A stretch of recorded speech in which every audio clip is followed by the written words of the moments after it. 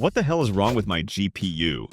17 years ago, this thing was an absolute monster, the kind of GPU people dreamed of owning. But now, it's basically a fossil. So I had to ask myself, what happens if I try gaming on it today? Can a 17-year-old GPU actually run modern games in 2025? Or will it just give up the moment I hit Start Game?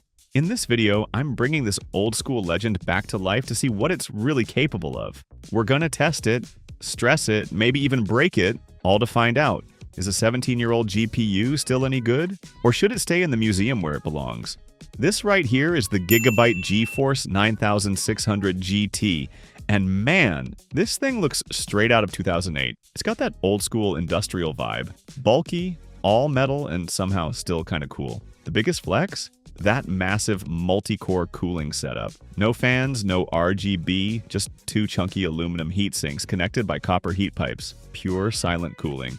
Back then, this was actually considered premium. The whole card feels like a solid block of metal built just to fight heat. And check out the I/O. 2 DVI ports and a good old S-Video TV out. Yeah, S-Video. The kind you'd use to hook up to your grandma's CRT TV. It's wild how far we've come since then, but you gotta admit, there's something oddly satisfying about holding one of these old beasts. You can still find these on eBay today, usually going for around 20 bucks.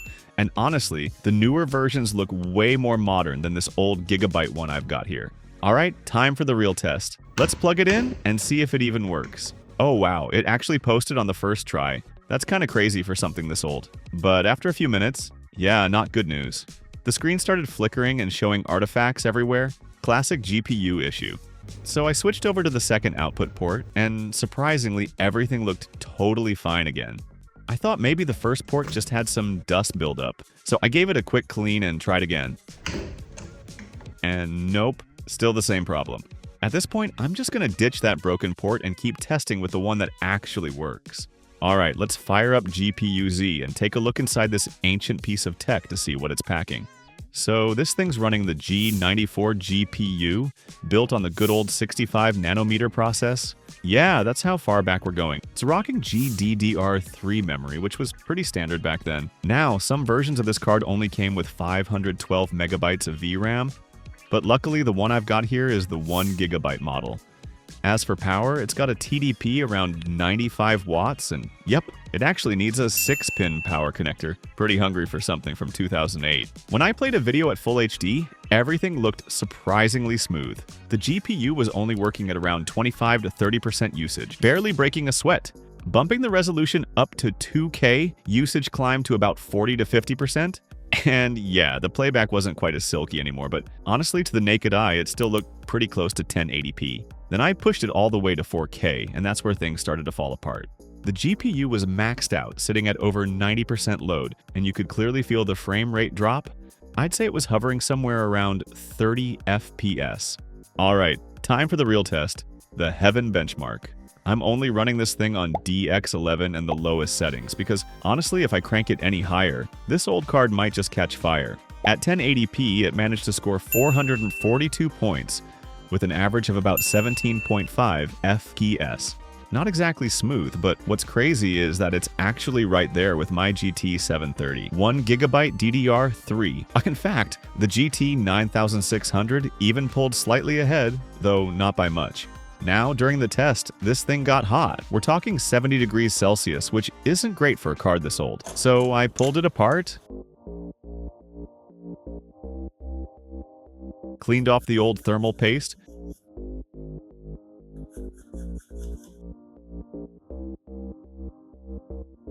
threw on some new paste, and added a small fan, just to help with airflow, because I might be pushing this thing later with some overclocking. After that quick tune-up, temps dropped big time, now sitting around 40 to 50 degrees Celsius under load. And get this, the score even went up by about 2%. Not a massive boost, but hey, it's running cooler, quieter, and a little smoother. I'll take it. And this is probably the biggest deal breaker with this card. Even though on paper it says DirectX 11, in reality it only supports DirectX 10, which means most modern games just won't run at all.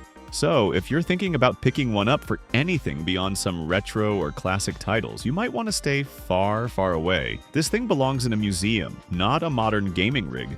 Alright, let's fire up Minecraft and see what this 17-year-old GPU can still do. We're running at 1080p on fast settings, and honestly, it's doing way better than I expected. I'm seeing around 100 FPS. And even when I fly high up and look down over the world, it only dips slightly, around 80 to 90 FPS. Super smooth, no real stuttering at all. Now let's stress it a bit. I dropped a bunch of TNT and boom! The frames dipped to about 50 FPS, but it recovered almost instantly. Not bad at all for something this old. Just to make things fun, I decided to humiliate my old GT 210 by comparing the numbers. And get this, even though the GT 9600 came out a year earlier, it's pushing 3 times the FPS. That's insane. Of course, this was all on light settings, so let's crank it up. Switching to fabulous mode, performance definitely takes a hit. Now it's hovering around 35 FPS, which isn't great, but still playable for a bit of casual fun. I tried enabling shaders, but yeah, the card just gave up on me. It refused to load them entirely.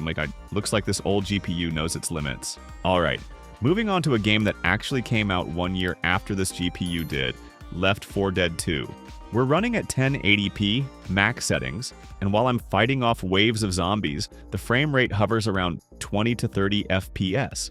It's not exactly smooth, but when the screen clears up, no fire, no explosions, no hordes, it can climb past 50 FPS. What's interesting is that even when it's working at full load, the temperature stays under 50 degrees Celsius, which means reapplying thermal paste and adding that small fan really made a difference. However, you can tell this card is hitting its limits. The VRAM is almost maxed out at 1 GB, and whenever there's a lot happening, physics, lighting, particle effects, the visuals start to stutter and lose detail. It's like the poor thing's trying its best to keep up, but 17 years later, the zombies are just a bit too much for it. Alright, let's move on to a true classic, Half-Life. Not many people still play this one today, but honestly this might be the game where the GT 9600 shines the most. I'm running it at full HD, everything maxed out, and the frame rate seems locked right around 100 FPS. I actually tried to lift that FPS cap, but couldn't find any way to do it, which makes me think this is just the built-in frame limit for the game. Since the GPU is only working at about 40% load, that means if this game didn't have a cap, it could easily push somewhere around 200 FPS. It's smooth, stable, and just feels great to play. Honestly, this is probably the most comfortable gaming experience I've had so far on this old GPU. I also tried running GTA 5 on this thing, and honestly it was a real struggle just getting into the game. This version already has graphics mods installed, which makes it even heavier on the hardware. I tested it at 720p and yeah, the FPS never went past 10 FPS. It's barely playable. More like a slideshow than a game. You could drop everything to the lowest settings and maybe gain a few frames, but let's be real, it still wouldn't be anywhere near a smooth experience. If you really want to play GTA 5 on this GPU, you might want to try an older, unmodded build of the game. Here's a clip from another YouTuber. Same GT 9600, 720p, normal settings running in DX10 mode.